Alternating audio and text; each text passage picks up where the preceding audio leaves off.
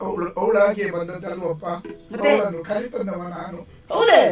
ಹಾಗಿದ್ರೆ ಏನೋ ಸ್ವಾರ್ಥ ಲಾಲಸೆಯಿಂದಲೇ ಕರೆದುಕೊಂಡು ಬಂದಿರಬೇಕು. ಇಲ್ವಪ್ಪ, ಈ ಪ್ರಾಯದಲ್ಲಿ ನನಗೆ ಯಾವ ಸ್ವಾರ್ಥವೂ ಇಲ್ಲ ಶುಭ್ರಾಂಗ. ಕೈರವ, ಕಿಂಚಿತ್ತು ಸ್ವಾರ್ಥ ಇಲ್ಲದ ವ್ಯಕ್ತಿ ಈ ಪ್ರಪಂಚದಲ್ಲೇ ಇಲ್ಲ, ಗೊತ್ತುಂಟ ನನಗೆ. ಹೌದಪ್ಪ, ನನಗೂ ಕಿಂಚಿತ್ ಸ್ವಾರ್ಥ ಇದೆ ಶುಭ್ರಾಂಗ. ಅವಳ ಕಥೆಯದ್ದಿರಲಿ, ನೀನಾದ್ರೂ ಯಾರು ಏನು ಎನ್ನುವ ವಿಚಾರ ನೀನು ಗೊತ್ತಿರಪ್ಪ. ಸುಬಲ ಮಹಾರಾಜನಿಂದ ಪರಿಪಾಲಿಸಲ್ಪಟ್ಟವ ಎನ್ನುವುದನ್ನು ಬಿಟ್ಟರೆ ಹೆಚ್ಚಿನದೇನು ನನಗೆ ಗೊತ್ತಿಲ್ಲಪ್ಪ. ನಿನ್ನ ವಿಷಯ ನನಗೆ ಗೊತ್ತಿದೆಯಪ್ಪ, ನನಗೆ ಗೊತ್ತಿದೆ.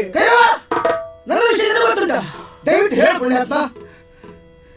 ಹೊಳೆಯಲ್ಲಿ ಸಿಕ್ಕಿದಂತಹ ನಿನ್ನ ಸುಬಲ ಮಹಾರಾಜರಿಗೆ ಒಪ್ಪಿಸಿದವ ನಾನಪ್ಪ, ನಾನು. ಬಿಡು, ಹಾಗಿದ್ರೆ ಹೊಳೆಯಲ್ಲಿ ಸಿಕ್ಕಿದಂತ ಸುಬಲ ಮಹಾರಾಜನಿಗೆ ಒಪ್ಪಿಸಿದವ ನೀನು ಎನ್ನುವುದನ್ನು ಬಿಟ್ಟರೆ ಮತ್ತೆ ಅದರ ಹಿಂದಿನ ಪೂರ್ವಾಪರವನ್ನು ತಿಳಿದ ಹಾಗಾಗಲಿಲ್ಲ. ಇಲ್ವಪ್ಪ ಶುಭ್ರಾಂಗ, ಅದೆಷ್ಟೋ ದಿನಗಳಿಂದ ಏಕಾಂತ ಪ್ರದೇಶದಲ್ಲಿ ನೀನು ಒಬ್ಬನೇ ಸಿಕ್ಕಿದ್ರೆ ಕೆಲವು ರಹಸ್ಯದ ವಿಷಯಗಳನ್ನ ಹೇಳಿ ನನ್ನ ಹೊಣೆಗಾರಿಕೆಯನ್ನು ತಪ್ಪಿಸಿಕೊಳ್ಬೇಕು ಅಂತ ಆಲೋಚನೆ ಮಾಡಿದ್ದೆ. ರಹಸ್ಯದ ವಿಷಯ ಎಂತದ್ದು? ನೋಡಪ್ಪ, ಕಳೆದ ಪ್ರಾಯ ಹೆಚ್ಚು, ಉಳಿದ ಪ್ರಾಯ ಕಡಿಮೆ. ಈ ಪ್ರಾಯದಲ್ಲಿ ಯಾವುದೇ ಕಾರಣದಿಂದ ಸುಳ್ಳು ಹೇಳುವುದಿಲ್ಲ ಶುಭ್ರಾಂಗ, ಸುಳ್ಳು ಹೇಳುವುದಿಲ್ಲ. ಸಾಕ್ಷಿ ಏನು? ಮನಸಾಕ್ಷಿ ಬಿಟ್ಟರೆ ಯಾವ ಸಾಕ್ಷಿಯೂ ನನಗೆ ಇಲ್ಲ. ಮನಸ್ಸಾಕ್ಷಿಗೆ ನಾನು ಹೆಚ್ಚು ಒತ್ತು ಕೊಡ್ತೇನೆ, ಹೇಳು. ನನಗೆ ಮಕ್ಕಳಿಲ್ವಪ್ಪ, ನನಗೆ ಮಕ್ಕಳಿಲ್ಲ. ಮಕ್ಕಳಿಲ್ವಾ? ಕೈರವ, ಸುಮ್ಮನೆ ಬಯಲಲ್ಲಿ ಆಡುವಂತಹ ಪ್ರಯತ್ನ ಮಾಡಬೇಡ. ನಿನಗೊಬ್ಬಳು ಮಗಳಿದ್ದಾಳೆ, ಎದೆತ್ತರಕ್ಕೆ ಬೆಳೆದಿದ್ದಾಳೆ ಎನ್ನುವುದು ಎಲ್ಲರಿಗೂ ಗೊತ್ತಿಲ್ಲಂತ ವಿಷಯ. ಹಾಗಿರುವಾಗ ಒಂದು ಕ್ಷಣ ಹಿಂದೆ ತಾನು ಸುಳ್ಳು ಹೇಳುವುದಿಲ್ಲ ಅಂತ ಹೇಳಿದ ನೀನು ಈಗ ಮತ್ತೆ ಸುಳ್ಳು ಹೇಳ್ತಾ ಇದ್ದೆ, ಹೌದಾ? ಶುಭ್ರಾಂಗ, ಏನು? ಆಕೆ ನನ್ನ ಹುಟ್ಟು ಮಗಳಲ್ಲ, ಸಾಕು ಮಗಳು. ಸಾಕು ಮಗಳು ಅಂತ ಹೇಳಿದ್ರೆ ಇಲ್ಲಿ ಸಿಕ್ಕಿದವಳು ಅಂತ ಅರ್ಥ ಅಲ್ವೇ? ನಿಜ. ಒಂದು ದಿನ ನರ್ಮದಾ ನದಿಗೆ ಮೀನು ಹಿಡಿಯಲು ಹೋದಾಗ ಅಲ್ಲಿ ಒಂದು ತೊಟ್ಟಿಲು ಕೇಳಿ ಬರುವುದನ್ನು ಕಂಡೆ. ಮೇಲೆತ್ತಿ ತಂದು ನೋಡುವಾಗ 2 ಮಕ್ಕಳಿದ್ದು, ಒಂದು ಗಂಡು ಮತ್ತೊಂದು ಹೆಣ್ಣು. ನನಗೆ ಮಕ್ಕಳೇ ಇಲ್ಲ ಎನ್ನುವ ಉದ್ದೇಶದಿಂದ ಹೆಣ್ಣಾದ ಈಕೆಯನ್ನ ನಾ ಸಾಕಿದೆ. ಅದೇ ತೊಟ್ಟಿಲಲ್ಲಿ ಇದ್ದಂತಹ ಗಂಡಾದ ನಿನ್ನನ್ನ ಸುಬಲ ಮಹಾರಾಜರಿಗೆ ಒಪ್ಪಿಸಿದೆ. ಹಾಗಾಗಿ ನೀನು ಅಣ್ಣ, ಆಕೆ ತಂಗಿ, ಈ ಮಾತು ಸತ್ಯವಪ್ಪ.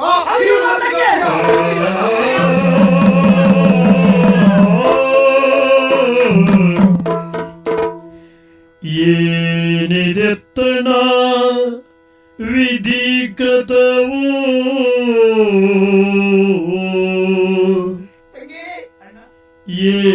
ಏನಿದೆತ್ತಡ ವಿಧಿಕೃತವೋ ಮತ್ತೇನೋ ಹೇಳು ಅಗಟ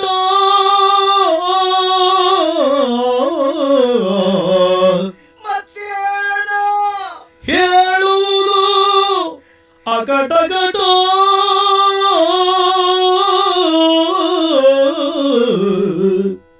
ತಂಗಿ ತಂಗಿ ನಿನ್ನಯ ಮಾನ ಬಂದಗೆ ಮೂಲ ನಾನಾದೆ.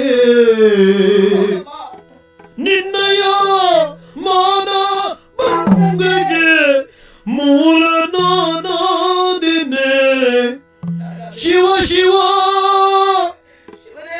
ಶಿವ ಶಿವ ಎನ್ನುತ್ತ ಮರುಗಿದನು.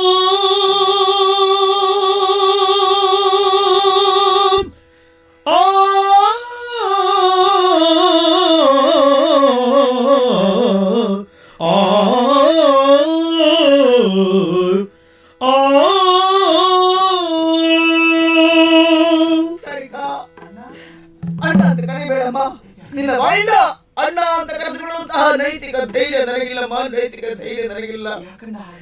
ಈ ಪ್ರಪಂಚದಲ್ಲಿ ಯಾವ ಅಣ್ಣನು ಮಾಡದೇ ಇರುವಂತಹ ಘೋರ ಅಪರಾಧವನ್ನು ಮಾಡಿದಂತಹ ಪಾಪಿ ನಾನಮ್ಮ, ಪಾಪಿ ನಾನು. ಏನಣ್ಣ? ಹೌದು, ನಿನ್ನ ಶೀಲ ಹರಣವಾಗುವುದಕ್ಕೆ ನೇರವಾಗಿ ಶಿಥಿಲ ಮಹಾರಾಜನೇ ಕಾರಣ ಹೌದಾದ್ರು ಸಹ ಪರ್ಯಾಯವಾಗಿ ನಿನ್ನ ಅಣ್ಣನ ನಾನೇ ಕಾರಣ ತಂಗಿ, ನಾನೇ ಕಾರಣ. ನೀನು ನನ್ನ ತಂಗಿ ಇದ್ದಿ ಎನ್ನುವುದನ್ನು ಅರಿಯೇ ಇದ್ದ ನಾನು ಸಿಟ್ಟಿನ ಆವೇಶದಲ್ಲಿ 3 ತಿಂಗಳ ಹಿಂದೆ ಮಂಚ ಸಮೇತ ಎತ್ತಿ ತಂದು ಶಿಥಿಲ ಮಹಾರಾಜನಿಗೆ ಒಪ್ಪಿಸಿದಂತ ಪಾಪಿ ನಾನಮ್ಮ, ಪಾಪಿ ನಾನು. ದಯವಿಟ್ಟು ನನ್ನ ಕ್ಷಮಿಸಮ್ಮ, ದಯವಿಟ್ಟು ನಾನು ಮಾತನಾಡ್ತೀಯ. ನನ್ನ ಪ್ರಾರ್ಥನೆ, ನನ್ನ ತಂಗಿ ಇರುವಂತಹ ವಿಷಯವನ್ನು ತಿಳಿದ್ರೆ ನೀನಿಂತಹ ಕೃತ್ಯಕ್ಕೆ ಮುಂದಾಗ್ತಿದ್ಯೋ ಹೇಳು. ಅದು ಅರಿಯದೇ ಮಾಡಿದಂತಹ ಪಾಪ, ಹಾಗಾಗಿ ನೀನು ಯೋಚಿಸಬೇಕಾದಿಲ್ಲ. ತಂಗಿ, ವಿಧಿ ಎಷ್ಟು ವಿಕಟ ವಿನೋದಿ ಎನ್ನುವುದನ್ನು ಯೋಚನೆ ಮಾಡುವುದೇನು? ತನ್ನ ಸೃಷ್ಟಿಯಲ್ಲೇ ವಿಕಾರವನ್ನು ಸೃಷ್ಟಿಸುತ್ತಾ ಅದನ್ನು ನೋಡಿ ಆನಂದವನ್ನು ಅನುಭವಿಸ್ತಾನಂತೆ ವಿಧಿ. ಇಲ್ಲದಿದ್ರೆ ಒಂದೇ ತಾಯಿಯ ಮಕ್ಕಳಾದಂತಹ ನಾವು ಒಂದೇ ಅಂಗಳದಲ್ಲಿ ಆಟ ಆಡುತ್ತಾ ಆ ಒಂದೇ ತಾಯಿಯ ಸ್ತನ್ಯವನ್ನುಂಡು ಆಡಿ ಬೆಳೆಯಬೇಕಿತ್ತು. ನಮ್ಮನ್ನೆಲ್ಲ ಬೇರೆಯಾಗಿಸಿಬಿಟ್ಟ ತಂಗಿ, ಬೇರೆಯಾಗಿಸಿಬಿಟ್ಟ. ಹೌದು ತಂಗಿ, ಒಂದು ವಿಭಾಗದಲ್ಲಿ ವಿಧಿ ನಮ್ಮ ಪಾಲಿಗೆ ಕ್ರೂರಿಯಾಗಿದ್ದಾನೆ ಅಂತ ನಾನು ಭಾವಿಸಿದ್ದೆ. ಆದ್ರೆ ಇನ್ನೊಂದು ವಿಭಾಗದಲ್ಲಿ ಯೋಚನೆ ಮಾಡಿದರೆ ವಿಧಿ ನಮ್ಮ ಪಾಲಿಗೆ ದಯಾಮಯನೂ ಆಗಿದ್ದಾನೆ ತಂಗಿ. ಯಾಕೆಂದ್ರೆ ಶಿಥಿಲ ಮಹಾರಾಜನನ್ನು ನನ್ನ ಸ್ನೇಹಿತರನ್ನಾಗಿಸಿದ್ದಾನೆ ನೋಡು. ಅದು ನಮ್ಮ ಪೂರ್ವ ಜನ್ಮ ಸುಕೃತ ಎನ್ನುವುದರಲ್ಲಿ ಅನುಮಾನ ಇಲ್ಲ. ನಿನ್ನ ಮಾನಭಂಗಕ್ಕೆ ಮೂಲ ಕಾರಣವಾದಂತಹ ನಾನು ಇವತ್ತು ನಿನ್ನ ಬದುಕನ್ನು ನೇರ್ಪುಗೊಳಿಸಬೇಕಾದ ನನ್ನ ಕರ್ತವ್ಯ ತಾನೆ. ನೀನು ನನ್ನ ತಂಗಿ ಇದ್ದೀನಿ ಎನ್ನುವುದು ಅವನಿಗೆ ಗೊತ್ತಾದ್ರೆ ಖಂಡಿತ ಮದುವೆ ಆಗ್ತಾನೆ ತಂಗಿ. ಹೌದು, ಹಾಗಿದ್ರೆ ತಡ ಮಾಡುದಲ್ಲ, ಅಲ್ಲಿ ಹೋಗೋಣ. ಭೈರವ, ಅರಮನೆಯವರೆಗೆ ನೀನು ಬರಬೇಕಪ್ಪ. ಇಲ್ಲಪ್ಪ, ಯಾಕೆ? ನಿಮ್ಮೊಂದಿಗೆ ಬದುಕಿ ಬಾಳುವಂತ ಯೋಗ್ಯತೆ ನನಗಿಲ್ಲ ಶುಭ್ರ. ಒಂದೇ ತೊಟ್ಟಿಲಲ್ಲಿದ್ದಂತಹ ನಿಮ್ಮನ್ನು ಬೇರ್ಪಡಿಸಿದಂತಹ ಮಹಾ ಪಾಪಿನ. ಹಾಗಾಗಿ ನನ್ನ ಹೊಣೆಗಾರಿಕೆ ತಪ್ಪಿತು. ರಹಸ್ಯದ ವಿಷಯಗಳನ್ನೆಲ್ಲ ಹೇಳಿದೆ. ಹೋಗಿ, ನೀವೇ ಹೋಗಿ. ಭೈರವ, ಇಲ್ಲಪ್ಪ, ಅವಳು ನನ್ನ ತಂಗಿ ಇದ್ದಾಳೆ ಎನ್ನುವುದಕ್ಕೆ ಸರಿಯಾದ ಸಾಕ್ಷಿ ಇಲ್ಲದಿದ್ರೆ ಅದು ನೀನೊಬ್ಬ ಅಲ್ವೇ ಹೇಳು. ಆದ್ರಿಂದ ಅಲ್ಲಿವರೆಗೆ ನೀನು ಬರಬೇಕು. ಅಷ್ಟಕ್ಕಾಗಿ ಆದ್ರೂ ಬರಲೇಬೇಕು. ಬರ್ತೇನಪ್ಪ. ಬನ್ನಿ ಬನ್ನಿ.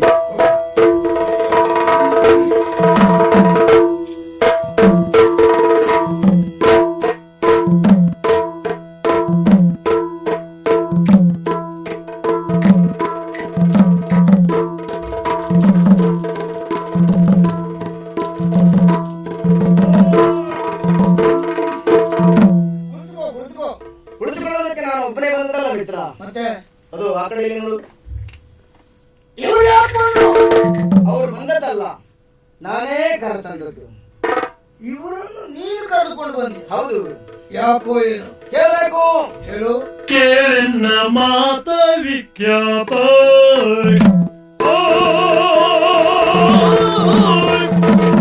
ಕೇಳೆನ್ನ ಮಾತ ವಿಖ್ಯಾತ, ಈ ಬಾಲೆಯನ್ನ ನೋಡಿ ಪ್ರಖ್ಯಾತ, ಈ ಬಾಲೆಯನ್ನ ನೋಡಿ ಪ್ರಖ್ಯಾತ.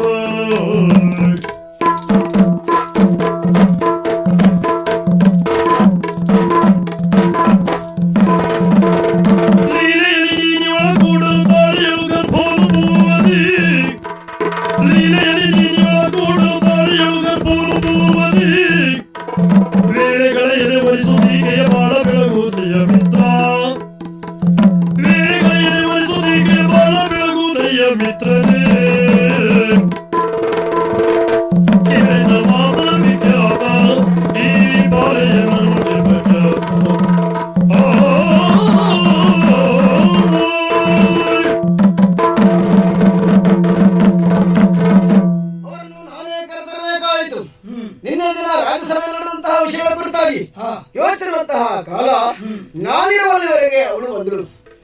ಬಂದಂತಹ ಆಕೆ ಕಣ್ಣೀರು ಗರೆಯುತ್ತಾ ತನ್ನ ಬದುಕಿನಲ್ಲಿ ಅನ್ಯಾಯ ಆಗಿದೆ ಶಿಥಿಲ ಮಹಾರಾಜರಿಂದ ತನಗೆ ನ್ಯಾಯ ದೊರಕಿಸಿಕೊಡಬೇಕು ಅಂತ ಕೇಳಿಕೊಂಡ್ಳು ಮಿತ್ರ.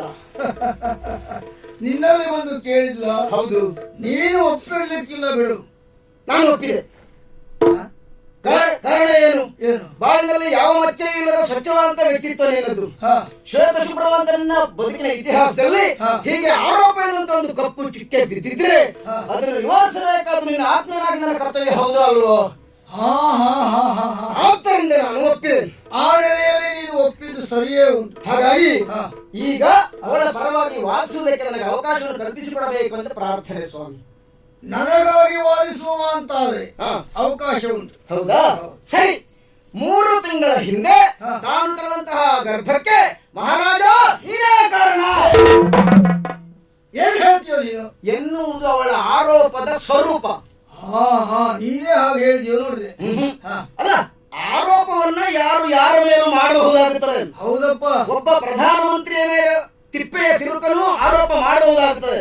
ಆದ್ರೆ ಸಿಂಧು ಆಗಬೇಕಿದ್ರೆ ಸಾಕ್ಷಿ ಆಧಾರಗಳು ಬೇಕು. ತೊರಗಳೇ, 4 ಸಾಕ್ಷಿಗಳನ್ನು ಒದಗಿಸಿಕೊಡುವುದರ ದ್ವಾರ ತಾವೇ ತಪ್ಪಿತಸ್ಥರಿದ್ದೀರಿ ಎನ್ನುವುದನ್ನು ಖಚಿತಪಡಿಸ್ತೇನೆ ನಾನೀಗ. ನೋಡೋಣ. ಮೊದಲನೇ ಸಾಕ್ಷಿ ನಾನೇ ಇದ್ದೇನೆ. ಎಲ್ಲ ಹೌದು, ಮೊದಲ ಸಾಕ್ಷಿಯೇ ನೀನು. ನಾನು. ಅದೇ ಹಾಗೆ 3 ತಿಂಗಳ ಹಿಂದೆ ನಿಮ್ಮ ಮಾತಿನ ಮೇರೆಗೆ ಅಂಬಿಗರ ಕೇರಿಗೆ ಹೋಗಿ ಮಂಚ ಸಮೇತ ತಂದು ನಿಮಗೆ ಒಪ್ಪಿಸಿದವ ನಾನೇ ಅಲ್ವಾ? ಅದೌದು. ಹೌದಾ? ಅದೌದು. ಹಾಗಿದ್ರೆ ನಾನು ಒಪ್ಪಿಸಿದ್ದೇನೆ ಎಂಬಲ್ಲಿಗೆ ತಾವು ಕೊಡ್ತೀರಿ ಅಂತಲೂ ಅರ್ಥ ಆಗುವುದಿಲ್ಲ. ಹೌದಾ? ಸರಿ, ಒಂದನೇ ಸಾಕ್ಷಿ ಒಪ್ಪಿಕೊಂಡಿದ್ದೀರಿ ಅಂತ ಆಯ್ತು. ನೀನು ತಂದಿದ್ಯಾ ಅನ್ನೋದನ್ನು ಒಪ್ಪಿದೆ. ಸರಿ, ಇನ್ನು ಎರಡನೇ ಸಾಕ್ಷಿ ಯಾರಲ್ಲಿ?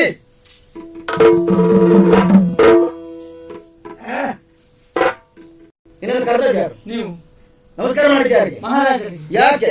ಮಹಾರಾಜರು ಅಂತ ಹೇಳಿದ್ರೆ ದೇವರ ಸಮಾನ ಅಲ್ವೇ? ಆಸ್ಥಾನ ಚಾವಡಿ ಅಂತ ಹೇಳಿದ್ರೆ ದೇವಸ್ಥಾನ ಇದ್ದ ಹಾಗೆ. ದೇವಸ್ಥಾನದಲ್ಲಿ ಸುಳ್ಳು ಹೇಳಬಾರದು. ಸುಳ್ಳು ಹೇಳಿದ್ರೆ ಸತ್ತ ಹಾಳಾಗಿ ಹೋಗ್ತಾನೆ. ಹಾಗಾಗಿ ಸತ್ಯವನ್ನೇ ಹೇಳಬೇಕು.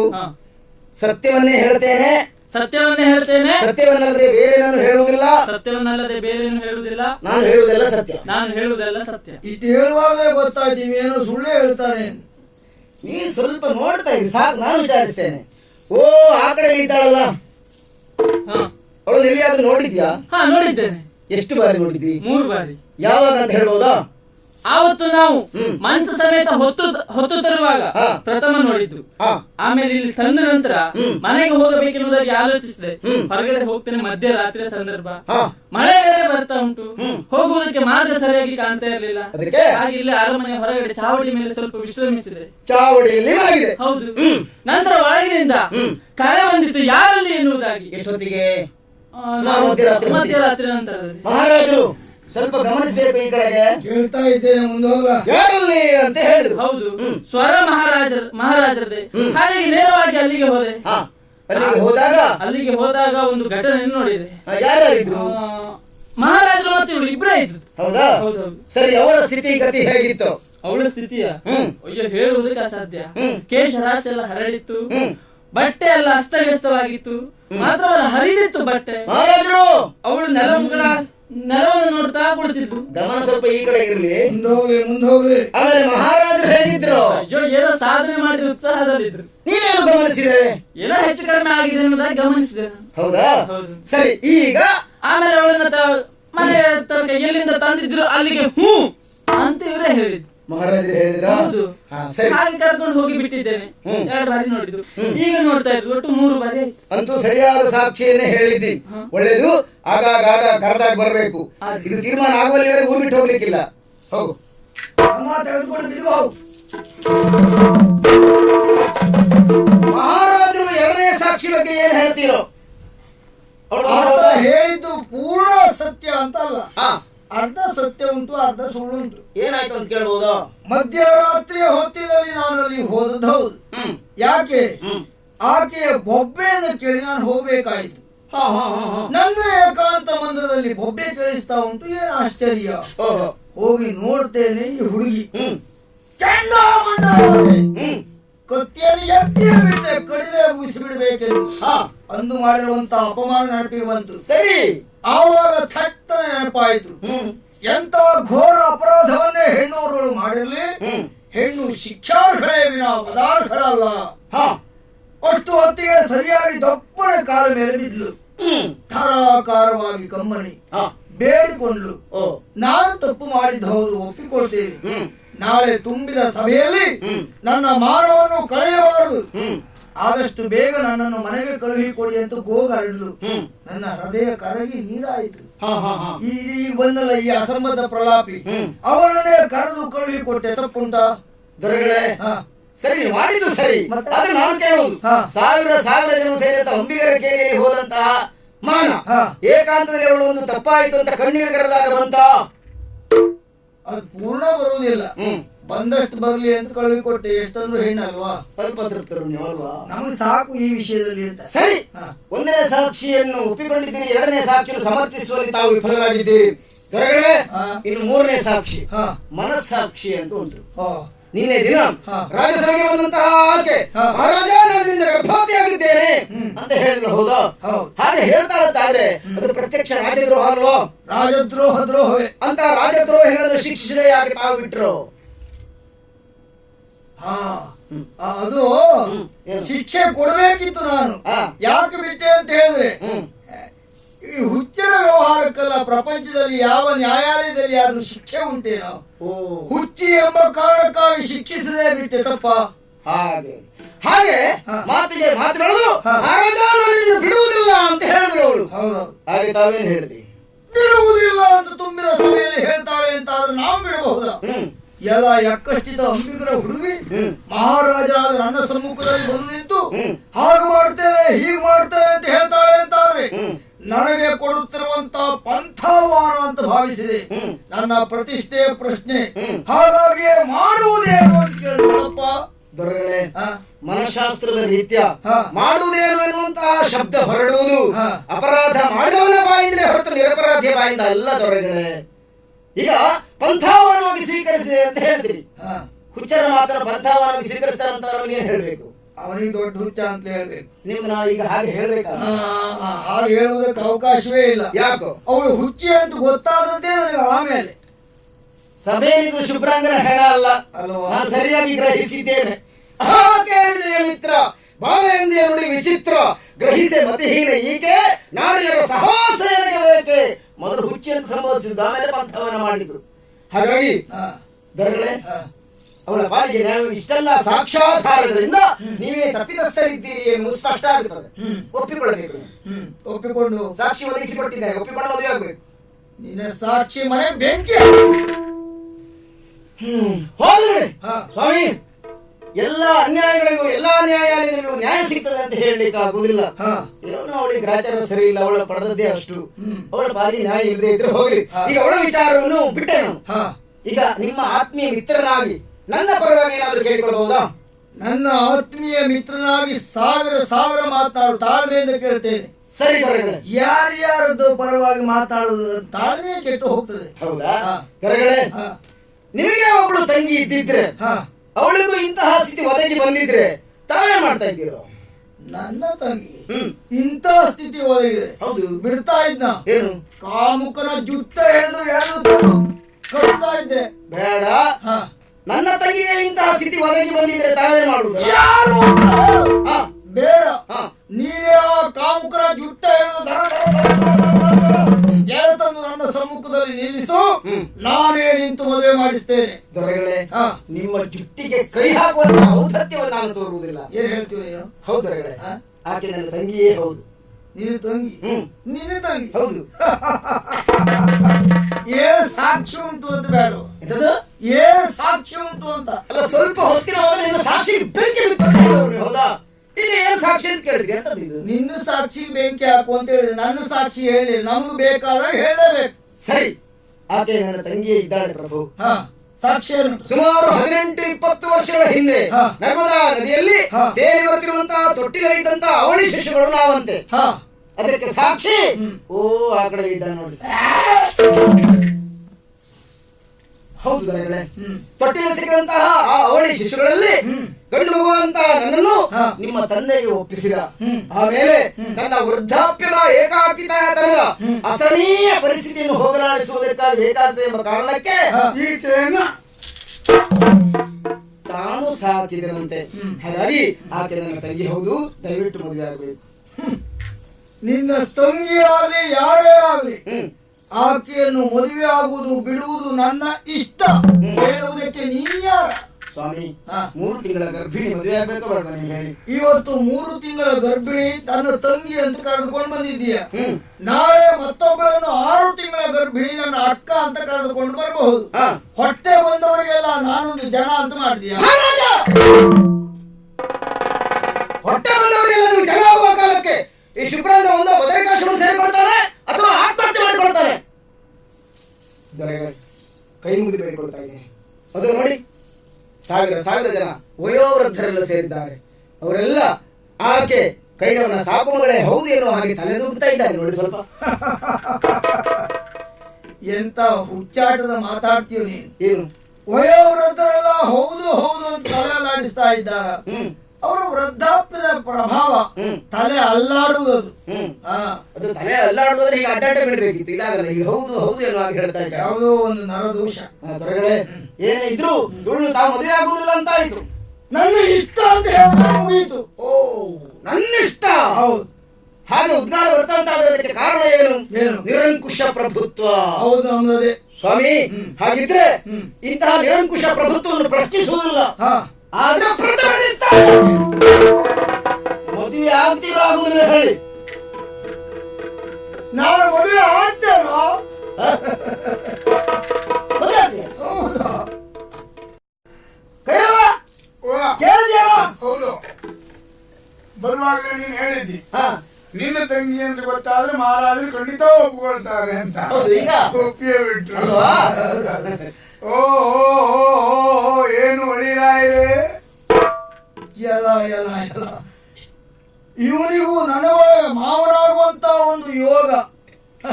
ಈ ಯೋಗ ಬಂದದ್ದು ನಿಮ್ಮ ಭೋಗದಿಂದ ಅಲ್ವೇ? ಓ, ಇವನ ಬಾಯಿ ಕೋಲ ಹಾಕುವುದೇ ಅಲ್ಲ ನಾವು. ಅಲ್ವಾ? ಆದಷ್ಟು ಬೇಗ ಅವಳನ್ನು ಕರ್ಕೊಂಡು ಹೋಗು. ಇಲ್ಲ, ಆದಷ್ಟು ಬೇಗ ಮದುವೆ ಒಂದಾಗಲಿ. ಆದಷ್ಟು ಬೇಗ ಮದುವೆ ಆಗಬೇಕು, ವ್ಯವಸ್ಥಿತವಾಗಿ ಆಗಬೇಕು. ತಡ ಮಾಡ್ಲಿಕ್ಕೆ ಆಗುದಿಲ್ಲ. ಯಾಕೆ? ತಡ ಮಾಡಿದ್ದೆ ಆದ್ರೆ ಅವಳಿಗೆ ಮದುವೆ ಬೈಕೆ ಒಟ್ಟಿಗೆ ಮಾಡ್ಬೇಕು. ಸಿದ್ಧತೆ ಮಾಡಿಕೊಂಡು ಬಾ. ಯಾರು ಶೃಂಗಾರ? ಹೌದೌದು. ಈಗ ಶ್ರೀಗಂಧ ನಾವು ಶೃಂಗಾರ ನಾನು ಬಾರಿ ಬಡವರು ನಾವು. ಒಳ್ಳೆ ಸೀರೆ ಇದ್ದದೊಂದು ಮೊನ್ನೆ ನೀವು ಹೊರದು ಹಾಕಿದ್ರಿ. ಮತ್ ನಾನು ಎಲ್ಲಿ ಹೋಗ್ತೀನಿ? ಅದು ವ್ಯವಸ್ಥೆ ಮಾಡಿ. ಅದಕ್ಕೆಲ್ಲ ವ್ಯವಸ್ಥೆ ರಾಜಭಂಡಾರದಿಂದಲೇ ಒದಗಿಸಲ್ಪಡ್ತದೆ. ಆತ್ಮೀಯ, ಶುಭ ಮುಹೂರ್ತದಲ್ಲಿ ಮದುವೆ ಆಗಬೇಕು. ಹೌದು. ಹಾಗಿದ್ರೆ ಮುಹೂರ್ತ ಕೇಳಬೇಕು ಬೇಡ? ಪುರೋಹಿತರಲ್ಲಿ ನೀನೇ ಹೋಗುದು. ಆಯ್ತು, ಅಷ್ಟರೊಳಗೆ ಎಲ್ಲ ವ್ಯವಸ್ಥೆ ನಾನು ಮಾಡ್ತೇನೆ. ಒಳ್ಳೆ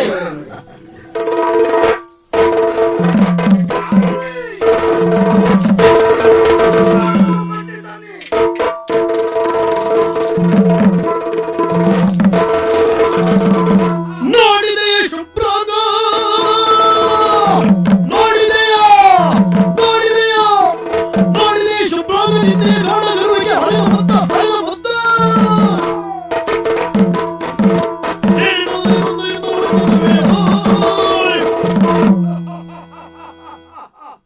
ಮಿತ್ರದ್ರೋಹಿ, ದೇಶದ್ರೋಹಿ, ಸ್ವಾಮಿದ್ರೋಹಿ, ರಾಷ್ಟ್ರದ್ರೋಹಿ. ಚಿತ್ರ ಮಹಾರಾಜ ಮೋಸ ಅಂದ್ರೆ ನಾನು ಸರಿ ಕಟ್ಟಬಹುದು, ಆದ್ರೆ ಅಸಂಸ್ಕೃತರು ಅನಾಗರಿಕರಾದಂತಹ ಬೆಸ್ತರ ಸಿಟ್ಟಿಗೆ ಅಂದ್ರೆ ಪರಿಣಾಮ ಹೆಚ್ಚು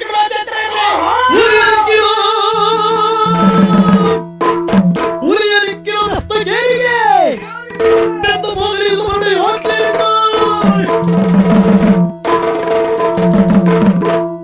ಅಲ್ಪ ಸಂಸ್ಕಾರವಂತರು ಸುಸಂಘಟಿತರಾಗಿ ನನ್ನನ್ನು ಪ್ರತಿಭಟಿಸುವುದಕ್ಕೆ ಬರ್ತಾರೆ ಅಂತಾದ್ರೆ ಮೂಲ ಸಹಿತ ನಾಶ ಮಾಡಬೇಕು. ತಡ ಮಾಡಬೇಡಿ. ಇಡೀ ಬೆಸ್ತರ ಕೇಳಿಗೆ ಬೆಂಕಿ ಕೊಟ್ಟು ಸುಟ್ಟು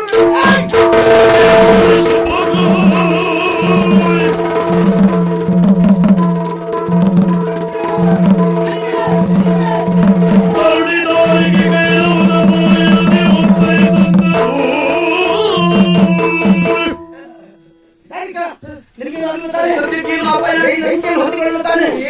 ಬಟ್ಟೆಗೆ ಬೆಂಕಿ ಬದಲಾಯಿಸಬಹುದು, ಆದ್ರೆ ದೇಹಕ್ಕೆ ಅಂಟಿಕೊಂಡ್ರೆ ಕಷ್ಟ ಅಲ್ವೋ?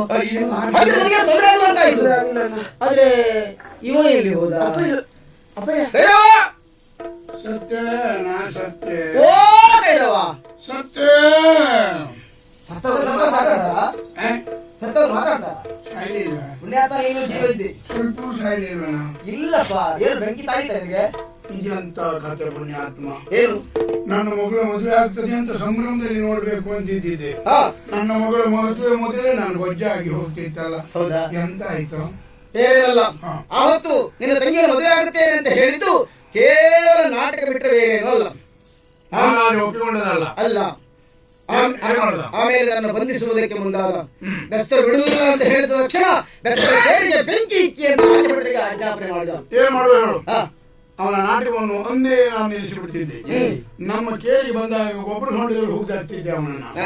ಆದ್ರೆ ಇವತ್ತೇನು ಮೋಸ ಮಾಡದ, ಬೆಂಕಿಯಲ್ಲಿ ಬೆಂದು ಹೋಗುವಂತ ನಮ್ಮನ್ನ ನೀನು ಇಲ್ಲಿವರೆಗೆ ತಂದೆ. ಇನ್ನು ಮುಂದೆ ಇರಿದಾದ ಮೇಲಿಲ್ಲಿ ಇವುದನ್ನ ಕೈರವ, ಇರಿದಾದ ಮೇಲಿಲ್ಲಿ ಇವುದನ್ನ ಕೈರವ, ಕೈರವ ಮನದೊಳು ಯೋಚಿಸಿ ನೋಡು. ಕೈರವ ಕೈರವ ನೆನೆದು ಬೌದನಪುರದ ದೆಸೆಗಾಗಿ ಹೋಗುವ. ಕೈರವ ಕೈರವ ಕೈರವ ಇರುವ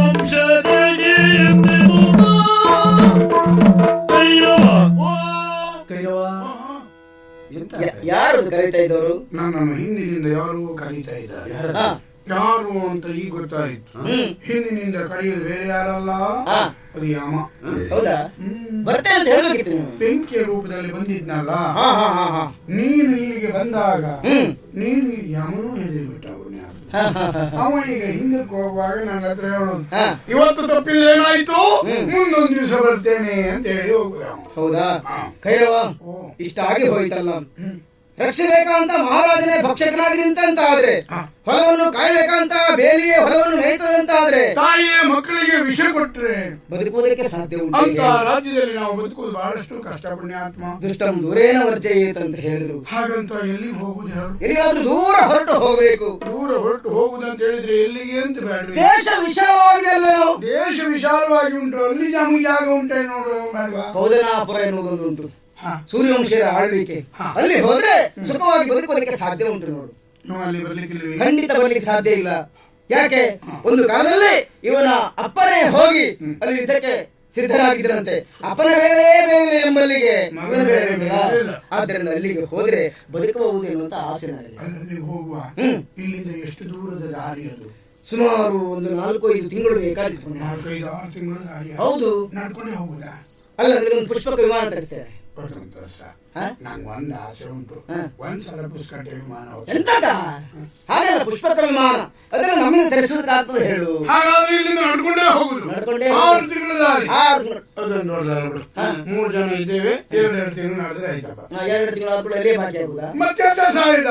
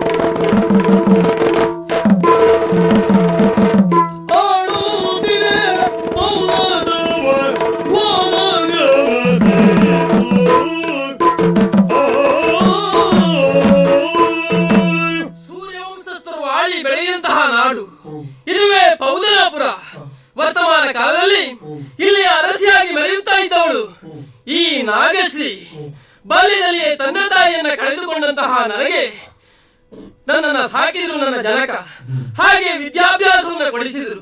ಅಷ್ಟು ಮಾತ್ರ ಅಲ್ಲ, ಇಲ್ಲಿಯ ಅಧಿಕಾರವನ್ನು ಸಹ ಕೊಡಿಸಿದ್ರು. ಶಿಲೆ ಒಂದು ಶಿಲ್ಪವಾಗಬೇಕಾದ್ರೆ ಒಬ್ಬ ರೂವಾರಿ ಬೇಕು. ನನ್ನ ಬದುಕಿನ ರೂವಾರಿ ನನ್ನ ಮಾವನಾದಂತಹ ಶ್ವೇತದತ್ತರು. ಸಕಾಲದಲ್ಲಿ ಓದಗಸ್ಥರಾಗಿದ್ದೇನೆ, ಇವತ್ತೇನು ವಿಶೇಷ ಕಾಣುವುದಿಲ್ಲ. ಅದ್ಯಾರು ಬರ್ತಾ ಇದ್ದಾರಲ್ಲ, ನೋಡೋಣ ನೋಡೋಣ.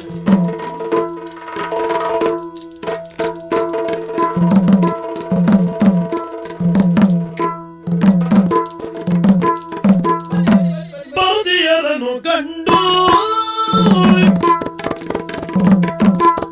ಬಾದಿಯರನ್ನು ಕಂಡು ರಾಣಿಯು ಹಾಗೆ ದುಡಿದುಕೊಂಡು ರಾಣಿಯು ಹಾಗೆ ದುಡಿದುಕೊಂಡು ಪರಿಪರಿಯಾದ ಬದಿರಿಸುತ್ತರವರು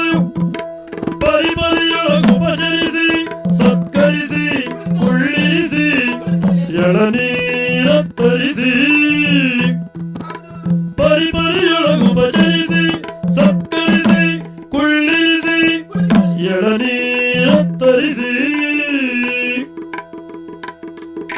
ಬರಿ ಬರಿಯಲು ಬದಿರಿಸುತ್ತಲವನ್ನು ಬರಲಿ ಕಾರಣವರಿಗೆ ಎತ್ತಡು ಭಕ್ತಿಯನ್ನು ಕಂಡು ಸಾಮ್ರಾಜ್ಯವರಿಗೆ ಅಭಿನಂದನೆಗಳು. ನಿಮಗೂ ವಂದಿಸಿಕೊಂಡಿದ್ದೇನೆ. ಅಮ್ಮ ನಮೋ ನಮಃ. ಅಜ್ಜಯ್ಯ ನಮಸ್ಕಾರ ಮಾಡಿಕೊಂಡೆ. ನಮಸ್ಕಾರ. ಯಾಕಜ್ಜಯ್ಯ ಹಾಗೆ? ನಮಗೆ ಇಲ್ಲಿ ಪ್ರಾಣ ಹೋಗಲಿ ಶುರುವಾಗಿದೆ, ಧರ್ಮದ ನಮಸ್ಕಾರ ಯಾರಿಗೆ ಬೇಕು? ಓ ಹಾಗೆ ದೂರದಿಂದಲೇ ನಿಮ್ಮನ್ನು ನೋಡಿದೆ. ಅತಿಥಿ ಅಭ್ಯಾಗತರು ಬಂದಾಗ ಉಪಚಾರ